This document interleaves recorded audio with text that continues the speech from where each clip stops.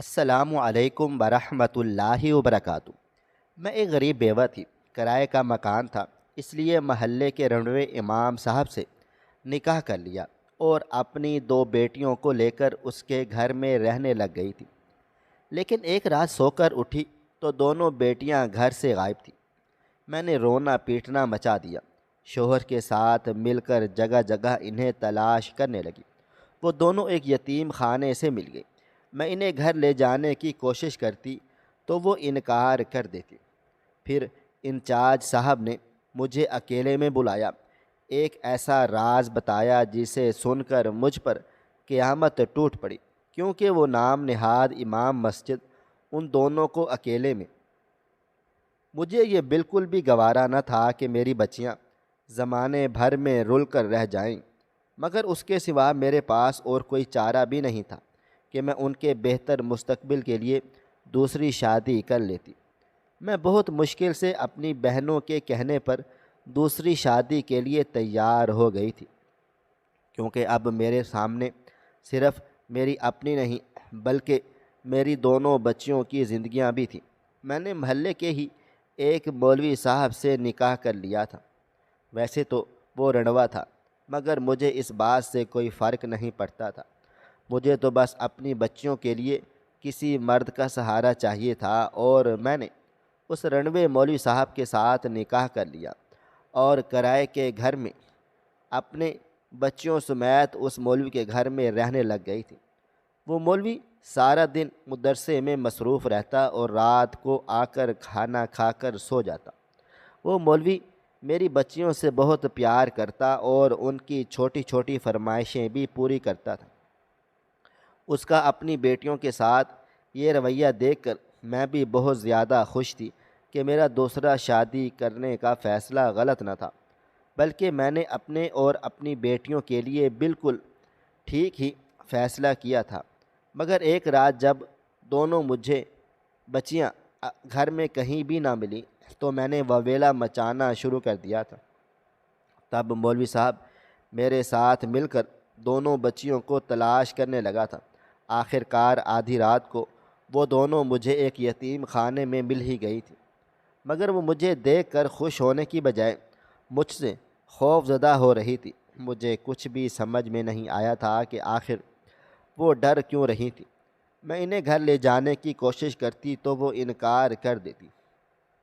پھر انچارج صاحب نے مجھے اکیلے میں بلایا اور مجھے ایک ایسا راز بتایا جسے سن کر مجھ پر قیامت ٹوٹ پڑی تھی، کیونکہ وہ نام نہاد امام مسجد جو میرا شوہر تھا، وہ ان دونوں کو اکیلے میں ہی۔ میرا نام بینش ہے، میرا تعلق کراچی کے ایک گمنام علاقے سے تھا، جہاں میں اپنی دو بہنوں اور اماں ابا کے ساتھ رہتی تھی۔ میرے ابا ایک ہوٹل میں باورچی تھے، ان کی کمائی سے ہمارا گزارا اچھا ہو جاتا تھا، لیکن ابا ہمیشہ اماں سے اس بات پر بحث کرتے تھے کہ ان کو ایک بیٹا چاہیے۔ بیٹے کی چاہ میں اماں نے ہم تین لڑکیوں کو جنم دیا تھا، اور ابا کو اماں سے مزید شکایت رہنے لگ گئی تھی کہ بجائے بیٹا پیدا کرنے کے اماں نے ان کے لیے بیٹیوں کی ہی لائن لگا دی تھی۔ اس وجہ سے اماں بھی بیمار رہنے لگ گئی تھی، مگر ابا کی شکایت ختم نہیں ہوتی تھی۔ انہوں نے ہم بہنوں کو کبھی ویسا پیار دیا ہی نہیں تھا جس کی ہم حقدار تھے۔ زریت اور زارا دونوں مجھ سے چھوٹی تھی، اس لیے وہ ابا کے رویے سے کچھ زیادہ ہی ڈری اور سہمی رہنے لگ گئی تھی، جنہیں ہمیشہ ایک بیٹے کے ہی تمنا رہی تھی۔ اماں نے جب بھی ہم بیٹیوں کو جنم دیا تو ہر بار ابا کی مایوسی بڑھتی ہی چلی گئی تھی، اور وہ اکثر اماں کو طعنے دیتے اور ہم بہنیں یہ سب خاموشی سے سنتی رہتی۔ ہم تو یہ سوچنے پر مجبور ہو گئی تھی کہ شاید میں اور میری بہنیں اس دنیا میں غیر ضروری ہیں۔ گھر کا ماحول ہمیشہ تلخ سا رہتا، کیونکہ میں نے ہمیشہ اپنی اماں کی آنکھوں میں اداسی کو محسوس کیا تھا، جس کو وہ ہم بیٹیوں سے چھپانے کی ناکام کوشش کرتی تھی۔ جیسے جیسے میں بڑی ہوتی چلی گئی، میری تعلیم میں دلچسپی بڑھنے لگی۔ مجھ سے جتنا ہو سکتا تھا میں نے ہر ممکن طریقے سے اماں کی مدد کیا کرتی تھی، ان کے ساتھ مل کر گھر کی ذمہ داریوں کو نبھاتی تھی۔ مگر مجھے احساس ہوا تھا کہ ابا جان ہمیشہ بیٹے کی کمی کا رونا ہی روتے رہ جائیں گے۔ میری بہنیں بھی ہمیشہ میری حمایت کرتی تھیں۔ شروعات میں تو ابا نے ہمارا ہر طرح کا بوجھ برداشت کیا تھا۔ انہوں نے ہم بہنوں کو سکولوں میں داخل کروا دیا، لیکن جیسے جیسے ہم بڑے ہوتے چلے گئے ہمارے اخراجات بھی بڑھتے چلے گئے۔ تب ابا نے اماں کو صاف صاف انکار کر دیا تھا کہ وہ ہم بیٹیوں کا بوجھ مزید اٹھا نہیں سکتے تھے۔ لیکن میرے دل میں پڑھنے کا شوق تھا اور میں آگے تعلیم حاصل کرنا چاہتی تھی، اس لیے میں نے ہمت کی تھی اور ابا سے بات کی کہ وہ مجھے کالج سے نہ اٹھائیں بلکہ مجھے کالج میں ہی پڑھنے دیں، میں اپنے اخراجات خود ہی برداشت کر لوں گی۔ تب ابا جان مجھ پر طنز کرتے ہوئے مسکرانے لگ گئے تھے اور کہنے لگے کہ اگر تم میں اتنی ہمت ہے، طاقت ہے کہ تم اپنا بوجھ اٹھا سکتی ہو تو تم اپنی بہنوں کا بوجھ بھی خود ہی برداشت کرو گی، کیونکہ میرے پاس اتنا فالتو کا پیسہ نہیں ہے جو میں تم لڑکیوں پر برباد کر دوں۔ جب میرا بیٹا آئے گا تو ہی میرا سہارا بنے گا، مجھے تو تم لڑکیوں سے کوئی امید بھی نہیں ہے۔ ابا جان کی یہ باتیں سن کر میرا دل کٹ کے رہ گیا تھا، مگر میں نے ہمت نہیں ہاری تھی۔ ابا کی باتیں مجھے بری ضرور لگتی تھی مگر وہ میرے باپ تھے، میں نے ان کو پلٹ کر جواب نہیں دے سکتی تھی۔ ان کو جواب دینے سے زیادہ ضروری یہ تھا کہ میں اپنی محنت کے بل بوتے پر ان کو کچھ کر کے دکھاتی، تاکہ ان کو اس بات کا احساس ہو جاتا کہ بیٹے ہی سب کچھ نہیں ہوتے بلکہ بیٹیاں بھی ماں باپ کا سہارا بن سکتی ہیں۔ میں نے دل لگا کر خوب محنت کی اور اپنی پڑھائی جاری رکھنے کے ساتھ ساتھ میں نے گھر میں بچوں کو ٹیوشن دینا شروع کر دی۔ اس کے علاوہ میرے پاس جو وقت ہوتا اس میں میں محلے کی عورتوں کے کپڑے سلائی کر دیا کرتی تھی۔ میرے پاس اتنے پیسے ہو جاتے تھے کہ جس سے میں اپنی تعلیم جاری رکھ سکتی تھی، جبکہ زرید اور زارا تو ابا کی ناراضگی دیکھ کر ہی پیچھے کو ہٹ گئی تھی۔ وہ آگے مزید نہیں پڑھنا چاہتی تھی، اس لیے وہ میرے ساتھ ہی گھر میں لوگوں کے کپڑے سلائی کرنے لگ گئی تھی۔ مگر مجھے پڑھنے لکھنے کا شوق تھا، اس لیے میں نے اپنی پڑھائی جاری رکھی ہوئی تھی۔ جب میں نے اپنی ذمہ داری اٹھانے کے ساتھ ساتھ دونوں بہنوں کی ذمہ داری بھی اٹھا لی، تب ابا جان کو مجھ پر حیرانگی ضرور ہوئی تھی کہ انہوں نے تو مجھے حقیر سمجھ کر نظر انداز کر دیا تھا، مگر میں نے ان کو وہ ہمت، جذبہ اور طاقت دکھائی تھی جو شاید کہ اگر ان کا بیٹا بھی ہوتا تو وہ بھی نہ دکھا پاتا۔ لیکن پھر بھی ابا جان نے کبھی میری تعریف نہیں کی تھی۔ ان کے دل میں ہمیشہ یہی ایک بات تھی کہ اگر ان کا ایک بیٹا ہوتا تو وہ ان کا بازو بنتا، ان کا سہارا بنتا۔ بیٹے کی کمی کو میں کبھی بھی پورا نہیں کر سکی تھی، لیکن مجھے محنت کرتا دیکھ کر ایک تبدیلی ضرور آ گئی تھی کہ ابا کا جو تلخ رویہ پہلے ہمارے ساتھ تھا وہ آہستہ آہستہ بدل گیا تھا۔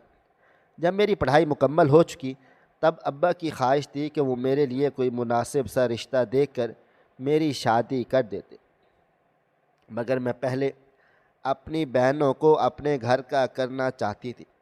ابا نے بھی مجھے زیادہ اصرار نہیں کیا تھا اور مجھ سے پہلے میری چھوٹی بہنوں کے لیے رشتہ ڈھونڈنا شروع کر دیا تھا۔ جب وہ دونوں اپنے اپنے گھروں میں آباد ہو گئی تھی تب ابا جان میرے پاس چلے آئے اور اس دن وہ میرے سامنے بیٹھ کر بے تحاشا روئے تھے، کیونکہ ان کو اس روز اپنی اس غلطی کا، اس رویے کا احساس ہوا تھا جو وہ ہمیشہ ہمارے ساتھ کرتے چلے آئے تھے۔ میں نے کبھی بھی ابا جان کو اس قدر ٹوٹا ہوا اور کمزور نہیں دیکھا تھا جتنا وہ اس روز تھے۔ میں نے بھی ابا کو بیٹا بن کر دکھایا تھا اور ان کا سہارا بنی تھی۔ وہ اکثر میرے پاس بیٹھ کر گزرے دنوں کی باتیں کیا کرتے اور میرے سامنے نادم ہوتے رہتے کہ ان کا رویہ ہمیشہ ہم بیٹیوں کے ساتھ غلط رہا تھا، مگر اس کے باوجود بھی ہم نے ہمیشہ ان کی عزت کی تھی، ان کا احترام کیا تھا اور بجائے ان پر بوجھ بننے کے ان کا بوجھ بانٹ لیا تھا۔ مگر اپنی غلطی کا احساس ان کو بہت دیر سے ہوا تھا۔ اماں تو ان کے اس تلخ رویے کو برداشت کرتے کرتے چل بسی تھی۔ میری عمر بھی نکلتی چلی جا رہی تھی، تب ابا جان مجھے کہنے لگے کہ وہ میرا گھر بھی بسا ہوا دیکھنا چاہتے ہیں، اس لیے انہوں نے عبید کے ساتھ میرا رشتہ طے کر دیا اور غمگین دل کے ساتھ مجھے اس کے ساتھ رخصت کر دیا تھا، کیونکہ اس کے بعد ابا جان تنہا ہو کر رہ گئے تھے۔ مگر میری زندگی کا امتحان یہیں پر ختم نہیں ہوا تھا۔ میں نہیں جانتی تھی کہ ابھی میرے لیے آگے کتنی مشکلات باقی تھی۔ ان مشکلات کا اندازہ تو مجھے تب ہوا تھا جب میرے سر پر وہ قیامت ٹوٹ پڑی تھی۔ عبید ایک کارخانے میں ملازمت کرتا تھا۔ وہ بے شک بہت اچھا تھا، وہ میرا بہت خیال رکھتا تھا۔ عبید جیسا ہم سفر پا کر میں اطمینان میں تھی۔ جب میری شادی کو 2 سال کا عرصہ گزر گیا تو اللہ تعالیٰ نے مجھے جڑواں بیٹیوں سے نوازا تھا۔ بیٹیوں کو دیکھ کر میں ڈر سی گئی تھی کہ کہیں عبید کا رویہ بھی میری بیٹیوں کے ساتھ ویسا نہ ہو جائے جیسا کہ میرے ابا جان کا ہم بہنوں کے ساتھ ہوا تھا۔ مگر جب میں نے بیٹیوں کی پیدائش پر عبید کو اللہ کا شکر ادا کرتے دیکھا تو مجھے تسلی ہو گئی تھی۔ میں نے عبید سے اپنے اس خدشے کا ذکر کیا جو پہلے میرے دل میں موجود تھا، مگر وہ میری بات سن کر الٹا مجھے ہی ڈانٹنے لگا تھا کہ بھلا بیٹیوں کی پیدائش پر بھی کوئی غمگین ہوتا ہے؟ بیٹیاں تو اللہ تعالیٰ کی رحمت ہوتی ہیں۔ مجھے عبید پر بہت فخر محسوس ہوتا تھا، جس نے مجھ سے کبھی کوئی گلہ شکوہ نہیں کیا تھا، اور میں بھی اس کے ساتھ ہر حال میں خوش و خرم تھی۔ مگر میں نہیں جانتی تھی کہ میری یہ خوشی بہت جلد مجھ سے چھن جانے والی تھی۔ اس وقت میری بیٹیاں 8 سال کی تھیں جب عبید کی طرف سے وہ خبر ملی جس کو سن کر میری دنیا ختم ہو کر رہ گئی تھی۔ جس کارخانے میں عبید کام کرتا تھا، اس کارخانے میں فنی خرابی کے باعث ایک بہت بھیانک آگ بھڑک اٹھی تھی، جس میں میری بچیوں کا باپ اور میرا واحد سہارا عبید بھی جل کر خاک ہو گیا تھا۔ عبید کے گزر جانے کے بعد میں اپنے ابا جان کے گھر واپس آ گئی تھی۔ ابا جان اکثر مجھے دیکھ دیکھ کر روتے رہتے تھے، کیونکہ وہ خوب جانتے تھے کہ میں ان کی وہ بیٹی تھی جس نے اپنی کم عمری میں ہی بہت سی مشکلات کا سامنا کیا تھا۔ مگر ابا بھی آخر ہم 3 لڑکیوں کو آخر کتنا سنبھالتے۔ عبید کے گزر جانے کے بعد 2 سالوں کے بعد ابا بھی چل بسے اور میں صحیح معنوں میں اکیلی رہ گئی تھی۔ پہلے چند مہینے تو میری دونوں بہنیں بھی میری مدد کرتی رہی تھیں اور ابا جان کی کچھ جمع پونجی بھی میرے کام آ گئی تھی۔ مگر جب میری بہنوں کی اپنی ذمہ داریاں بڑھ گئیں تو میں نے بھی ان سے کسی بھی قسم کی مدد لینے سے صاف انکار کر دیا تھا، کیونکہ میں ان کے گھر کے حالات سے بہت اچھی طرح سے واقف تھی۔ ان کا اپنا گزارا بہت مشکل سے ہوتا تھا، پھر وہ بھلا میری اور میری بچیوں کی ضروریات کیسے پوری کر سکتی تھی؟ اس لیے میں ان پر بوجھ بننا مناسب نہ سمجھا اور ابا جان کے گھر، جس گھر میں ہم ماں بیٹیاں رہتی تھیں، میں نے اس گھر کے 3 حصے بنا کر اس کو بیچ دیا اور اپنی بہنوں کو ان کا حصہ دے کر اپنے حصے سے ایک کرائے کے گھر میں رہنے لگ گئی تھی اور سلائی کڑھائی کا کام شروع کر لیا تھا۔ جیسے جیسے بچیاں بڑی ہو رہی تھی مجھے ان کی فکر ستانے لگ گئی تھی، کیونکہ میں اکیلی ان کو نہیں پال سکتی تھی اور مہنگائی بھی روز بروز بڑھتے ہی چلی جا رہی تھی۔ تب مجھے میری بہنوں نے مشورہ دیا کہ میں دوسری شادی کر لوں، حالانکہ میں اس حق میں بالکل بھی نہ تھی، مگر میں ایک بیوہ عورت تھی۔ میری 2 بیٹیاں تھیں جو جوان ہو رہی تھیں اور میں ایک کرائے کے مکان میں اکیلی رہتی تھی۔ اس کے علاوہ ضروریات زندگی الگ تھی۔ میں نے اپنی بہنوں کی باتوں پر بہت غور و فکر کرنے کے بعد مشکل سے یہ فیصلہ کیا کہ میں اپنی بچیوں کے بہتر مستقبل کے لیے دوسری شادی کر ہی لوں گی۔ وہ فیصلہ میری زندگی کا سب سے مشکل ترین فیصلہ تھا۔ میں جس محلے میں کرائے کے مکان میں رہتی تھی، میں نے اسی محلے کے مولوی صاحب سے نکاح کر لیا تھا، کیونکہ سبھی لوگ جانتے تھے کہ وہ مولوی صاحب رنڈوا تھا اور میرے لیے اس سے زیادہ اچھی بات اور کوئی بھی ہو نہیں سکتی تھی۔ اس لیے میں نے اس رنڈوے مولوی صاحب سے نکاح کر لیا جس کا نام شاہد تھا۔ اس سے شادی کے بعد میں اس کرائے کے مکان سے اپنی بچیوں کو لے کر اس مولوی صاحب کے گھر میں رہنے لگ گئی تھی۔ شاہد میرے بارے میں سب کچھ بہت اچھے سے جانتا تھا، اس لیے اس نے مجھے اور میری دونوں بچیوں کو قبول کر لیا تھا۔ میرے لیے یہ بہت ہی اچھا تھا کہ مجھے اپنی بچیوں کے لیے ایک مرد کا سہارا مل گیا تھا، اور اب مجھے کرائے کے مکان میں بھی نہیں رہنا پڑتا تھا۔ شاہد ہی تھا جو ہم تینوں کی ضروریات زندگی پوری کرنے کے لیے کماتا تھا، مگر بچیاں بڑی ہو رہی تھیں اور ان کی ضروریات بھی دن بدن بڑھتی ہی چلی جا رہی تھیں۔ اس لیے میں نے شہد کا ہاتھ بٹانے کے لیے دوبارہ سے اپنی سلائی کڑھائی والا کام کاج شروع کر دیا تھا، تاکہ شہد کا بوجھ کچھ کم ہو سکے۔ وہ تو پہلے ہی ہمارے لیے بہت کچھ کرتا تھا۔ شہد کا رویہ بچیوں کے ساتھ دیکھ کر مجھے بہت خوشی ہوتی تھی کہ میرا دوسری شادی کا فیصلہ غلط نہیں ہوا تھا۔ میری بچیاں بھی شہد کے ساتھ مانوس ہو گئی تھی، مگر پھر مجھے محسوس ہونے لگا تھا کہ میری بچیاں شہد سے کھجی کھجی رہنے لگ گئی تھیں، اور اکثر جب شہد گھر آتا تو وہ اس کو دیکھ کر اپنے کمرے میں بھاگ کر چلی جاتی تھی۔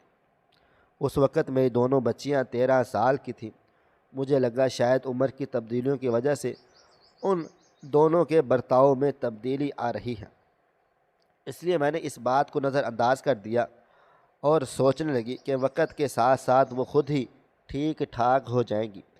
13 سال کی عمر میں اکثر بچوں کے رویے میں تبدیلی آ ہی جاتی ہے، اس لیے میں نے زیادہ دھیان نہ دیا تھا، یہی سوچا کہ وقت کے ساتھ سب کچھ بہتر ہو جائے گا۔ لیکن دن گزرتے چلے گئے اور میری بچیوں کی خاموشی مزید گہری ہوتی چلی گئی تھی۔ پہلے وہ گھر میں ہنستی کھیلتی رہتی تھی، مگر وہ پھر زیادہ تر خاموش اور خوفزدہ رہنے لگ گئی تھی۔ میں نے کئی بار ان سے پوچھنے کی کوشش کی تھی کہ وہ اتنی ڈری سہمی کیوں رہتی ہیں، مگر وہ ہمیشہ کوئی نہ کوئی بہانہ بنا کر ٹال دیتی۔ کبھی کبھی مجھے محسوس ہوتا کہ شہد کی نظریں کچھ زیادہ ہی دونوں بچیوں پر ٹکی رہتی تھی۔ کبھی کبھی مجھے لگتا کہ وہ کون سا ان بچیوں کا سگا باپ تھا، مگر میں خود کو تسلی دیتی کہ یہ میرا ہی وہم ہے۔ میں نے ہمیشہ شہد کو ایک دیندار اور نیک آدمی سمجھا ہوا تھا۔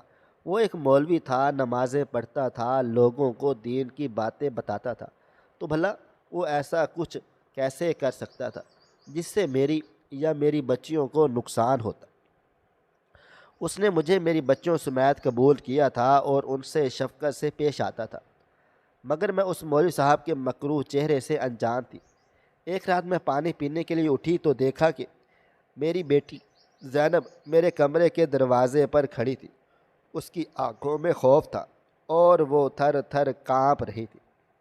میں اس کو رات کے اس پہر اپنے کمرے میں باہر دیکھ کر گھبرا سی گئی تھی، اور فوراً سے اس کے پاس پہنچ کر اس سے پوچھنے لگ گئی تھی کیا ہوا ہے۔ وہ کچھ بول نہیں پا رہی تھی، صرف مسلسل روئے ہی جا رہی تھی۔ میں نے اسے اپنے ساتھ لگایا اور تسلی دی، تب جا کر وہ بہت مشکل سے خاموش ہو گئی تھی۔ وہ مجھے کچھ کہنے ہی والی تھی کہ تب ہی شہد بھی جاگ اٹھا تھا، اور مجھے زینب کے پاس دیکھ کر وہ بھی ہمارے پاس ہی چلا آیا تھا۔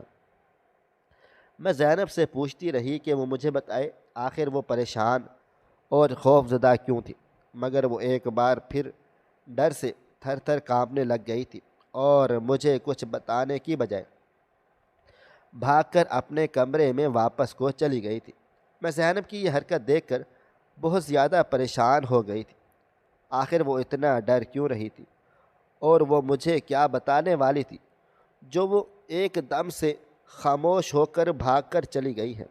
میں زینب اور آمنہ کے کمرے میں چلی گئی تاکہ زینب سے اس کے ڈرنے کی وجہ پوچھ سکوں، مگر ان کے کمرے کا دروازہ ہی بند تھا، اور میرے بار بار کہنے کے باوجود بھی ان میں سے کسی نے دروازہ نہیں کھولا تھا۔ اس دن کے بعد سے زینب اور آمنہ نے مجھ سے بولنا چالنا بھی خود بند کر دیا تھا۔ میں اپنی بچیوں کا یہ رویہ دیکھ کر بہت زیادہ پریشان سی ہو گئی تھی، مگر شہد نے مجھے سنبھال لیا تھا اور مجھے تسلی دینے لگا تھا کہ میں بچیوں کے بارے میں زیادہ پریشان نہ ہوں، وہ خود ہی ٹھیک ٹھاک ہو جائیں گی۔ مگر ایک رات جب میں نے پانی پینے کے لیے جاگی تو میں نے سوچا کیوں نہ میں اپنی بچیوں کو ایک نظر دیکھ لوں۔ جب میں زینب اور آمنہ کے کمرے میں گئی تو وہ دونوں مجھے کمرے میں کہیں بھی نظر نہیں آئی تھی۔ میں نے سارے گھر میں ان کو ڈھونڈنا شروع کر دیا تھا، مگر وہ گھر میں ہوتی ہی تو مجھے ملتی نہ۔ میری گھبراہٹ بڑھتی ہی چلی جا رہی تھی، کیونکہ آمنہ اور زینب کا کہیں بھی کوئی نام و نشان ہی نہیں تھا۔ میں نے گھر سے منسلک مدرسے میں بھی ان کو تلاش کرنا چاہا تھا، مگر وہ مجھے کہیں بھی نظر نہیں آئی۔ میں نے چیخنا چلانا شروع کر دیا تھا، اور پھر میرے ساتھ شہد بھی ان دونوں بچیوں کو ڈھونڈنے لگا تھا، مگر وہ دونوں کہیں بھی نہیں تھی۔ ہم نے پورا محلہ چھان مارا تھا کہ ہو سکتا ہے وہ رات کو گھر سے باہر کو نکل گئی ہوں، مگر وہ تو کہیں بھی نہیں تھے۔ ہم دونوں زینب اور آمنہ کو آدھی رات تک سارے شہر میں ڈھونڈتے رہ گئے تھے، اور آخر کار وہ دونوں مجھے ایک یتیم خانے میں جا کر مل ہی گئی تھی۔ میں ان کو یتیم خانے میں دیکھ کر حیران و پریشان سی رہ گئی تھی کہ آخر وہ اپنا گھر چھوڑ کر آدھی رات کو یتیم خانے میں کیوں چلی گئی تھی۔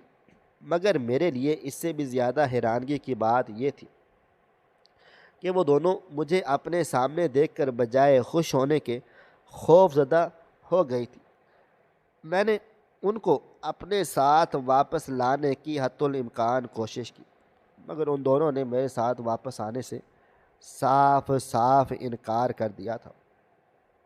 میرا دل اس تکلیف سے پھٹے چلے جا رہا تھا کہ آخر میری دونوں بچیاں مجھ سے اتنا کیوں بھاگ رہی تھی، اور اگر ان کو کوئی مسئلہ تھا، کوئی ڈر تھا تو وہ مجھے بتاتی کیوں نہ تھی۔ میں بھلا اپنی بچیوں کو اس یتیم خانے میں کیسے چھوڑ سکتی تھی؟ تبھی میں نے اس یتیم خانے کی انچارج سے بات چیت کی اور اس کو کہنے لگی کہ یہ دونوں میری یہاں بیٹیاں ہیں تو وہ ان کو میرے ساتھ بھیج دے۔ مگر تب اس انچارج صاحبہ نے مجھے ایک ایسا راز بتا دیا تھا جسے سن کر مجھ پر قیامت ٹوٹ پڑی تھی۔ زینب اور آمنہ میرے گھر سے اس یتیم خانے پر اس لیے چلی گئی تھی کیونکہ میرے گھر میں شہد نام کا وہ مولوی ان پر بری نظر رکھتا تھا۔ وہ نام نہاد امام مسجد ان دونوں کو اکیلے میں زبردستی کا نشانہ بناتا تھا، اور اگر وہ کچھ مجھے بتانے لگتی تو وہ ان کو ڈرانا اور دھمکانا شروع کر دیتا تھا کہ اگر وہ اس بارے میں کچھ بھی بتائیں گی تو وہ مولوی صاحب دونوں بچیوں کے ساتھ ساتھ مجھے بھی نقصان پہنچا دے گا۔ تب مجھے رات کا وہ واقعہ یاد آیا جب زینب میرے کمرے کے باہر خوف زدہ سی کھڑی ہوئی تھی اور وہ مجھے کچھ بتانے ہی والی تھی۔ جب شہد کو دیکھ کر وہ ڈر کر اپنے کمرے میں واپس کو بھاگ گئی تھی اور اپنے کمرے کا دروازہ بند کر لیا تھا۔ ایسا تو پہلے کبھی بھی نہیں ہوا تھا کہ دونوں بچیوں نے مجھے کسی بات سے انکار کر دیا ہو، مگر اس روز میرے بار بار کہنے کے باوجود بھی ان دونوں نے اپنے کمرے کا دروازہ نہیں کھولا تھا۔ شاہد ان کو بار بار یہی کہتا تھا کہ اگر کسی نے کچھ بتایا تو وہ نہ صرف انہیں جان سے مار ڈالے گا بلکہ مجھے بھی کسی کو منہ دکھانے کے قابل ہی نہیں چھوڑے گا۔ یہ سب کچھ سن کر میرا دماغ چکرانے لگ گیا تھا۔ مجھے لگا تھا جیسے زمین میرے پیروں کے نیچے سے کھسک گئی تھی۔ جس شخص کو میں نے اپنا محافظ سمجھا ہوا تھا اور جس کے ہاتھ میں اپنی بیٹیوں کی تقدیر سونپی تھی، وہی سب سے بڑا درندہ نکلا تھا۔ میری معصوم بچیاں اس خوف میں مبتلا رہی تھی، مگر میں کچھ بھی نہ جان سکی تھی۔ میں شاہد کی مکاری کو سمجھ ہی نہ سکی تھی۔ زینب اور آمنہ نے اپنی سسکیاں دباتے ہوئے جب وہ سب کچھ بتایا جو ان کے ساتھ ہوتا چلا جا رہا تھا، میرے دل چاہا تھا کہ میں چیخ چیخ کر دنیا کو بتاؤں کہ یہ مولوی جسے سب نیک اور پارسا سمجھتے تھے وہ در حقیقت ایک بھیڑیا تھا۔ مگر میں خوب جانتی تھی کہ اگر میں نے جذبات میں آ کر کوئی قدم اٹھایا تو شاید میری بچیوں کو انصاف نہ مل پاتا۔ میں نے اپنے آنسو پوچھے اور فیصلہ کیا تھا کہ میں اپنی بیٹیوں کے ساتھ دوبارہ اس جہنم میں نہیں جاؤں گی۔ میں نے اس یتیم خانے کی انچارج سے مدد لی تھی۔ وہ ایک سمجھدار عورت تھی۔ اس نے مجھے سہارا دیا تھا اور کہا کہ وہ میری مدد ضرور کرے گی تاکہ میں اس درندے کے خلاف قانونی کارروائی کر سکوں۔ میں نے اپنے حواس کو بحال کیا تھا، اپنی بیٹیوں کو سینے سے لگایا تھا اور پولیس اسٹیشن جا کر رپورٹ درج کروا دی تھی، کیونکہ میں چاہتی تھی کہ شہد کو وہ سزا ملے جو ایسے درندوں کے لیے مقرر ہے۔ میں نہیں چاہتی تھی کہ وہ کسی اور کی معصومیت سے کھیلے، کسی اور کے گھر کو جہنم بنا ڈالے۔ جب پولیس والوں نے شہد کو گرفتار کیا تو محلے والے حیران و پریشان سے رہ گئے تھے۔ وہ سب یہی کہہ رہے تھے کہ ایک مولوی صاحب ایسا کیسے کر سکتا ہے، مگر مجھے معلوم تھا کہ یہ درندے ہمیشہ نیکی کے لبادے میں ہی چھپے ہوئے ہوتے ہیں۔ عدالت میں مقدمہ چلا تھا، میری بچیوں نے گواہی دی تھی، یتیم خانے کی انچارج نے ہمارا بھرپور ساتھ دیا تھا، اور بالآخر شاہد کو عمر قید کی سزا ہو گئی تھی۔ یہ سب کچھ میرے لیے آسان نہیں تھا، مگر میں نے ہمت نہیں ہاری تھی۔ میں نے اپنی بیٹیوں کو اس درندے سے بچایا، انہیں خوف سے نکالا، اور انہیں یہ یقین دلا دیا تھا کہ وہ دنیا میں اکیلی نہیں تھی، بلکہ ان کی ماں ہمیشہ ہمیشہ ان کے ساتھ تھی۔ آج میں ایک NGO میں کام کاج کر رہی ہوں جو ایسی عورتوں کی مدد کرتی ہے جو گھریلو تشدد یا جنسی زیادتی کا شکار ہوتی ہیں۔ میں چاہتی ہوں کہ کوئی اور بینش، کوئی اور زینب یا آمنہ ایسے درندوں کا شکار نہ بنے۔ میں اب جان چکی ہوں کہ بیٹیاں بوجھ نہیں ہوتی، وہ مضبوط ہوتی ہیں، اور اگر انہیں صحیح راستہ دکھایا جائے تو وہ اپنی تقدیر خود بدل سکتی ہیں۔ میں نے اپنی بیٹیوں کو سکھایا ہے کہ وہ اپنی آواز دبانے کی بجائے اسے بلند کر ڈالیں، تاکہ پھر کبھی کوئی معصوم بچی کسی مولوی شہد جیسے درندے کی بھینٹ نہ چڑھے۔ ناظرین، آپ کو آج کی کہانی کیسی لگی؟ کومنٹ باکس میں اپنی رائے کا اظہار ضرور کریں۔ ملتے ہیں کل ایک نئی اور دلچسپ کہانی کے ساتھ۔ اللہ حافظ۔